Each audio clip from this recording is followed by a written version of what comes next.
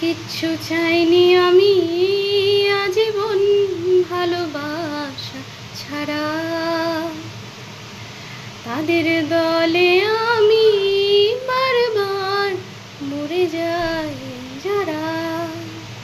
হ্যাঁ বন্ধুরা, আপনাদের ভালোবাসার এখন আমার খুব দরকার, তাই আজকে আরেকটা রেসিপি নিয়ে চলে এলাম, ইলিশ মাছের মাথা দিয়ে চাল কুমড়ো। তাহলে কি কি লাগছে দেখা যাক।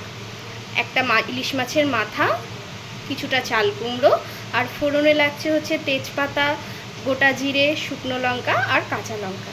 তাহলে শুরু করা যাক।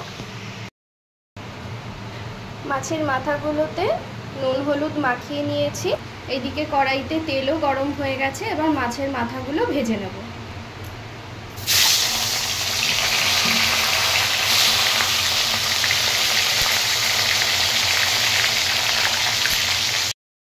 ইলিশ মাছের মাথাগুলো ভাজা করে নিয়েছি। এবার এই তেলের মধ্যেই একে একে গোটা জিরে ফোড়ন, শুকনো লঙ্কা, তেজপাতা আর কাঁচা লঙ্কা ফোড়ন দিয়ে দেব।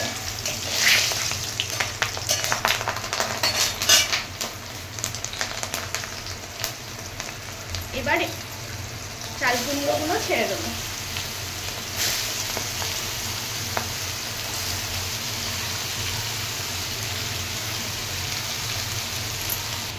এবার কিছুটা নুন অ্যাড করে নেব,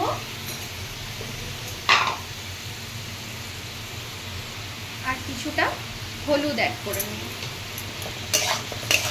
দিয়ে চাল কুমড়োটা সিদ্ধ হতে দেব।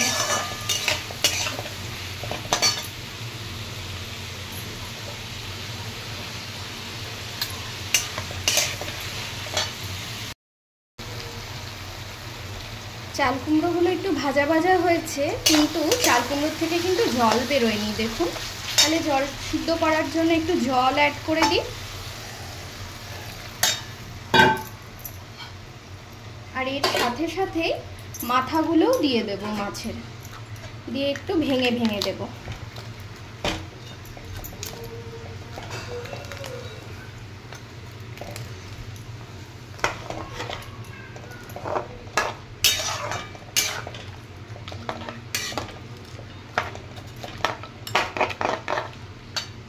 এবার সব শুদ্ধ সিদ্ধ হতে দেব, ঢেকে দিই।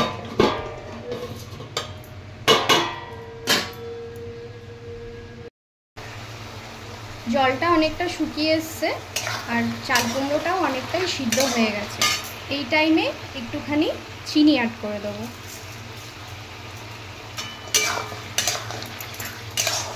দিয়ে পুরো যেটুকুনি আর জল আছে পুরোটুকুনি শোকাতে দেবো।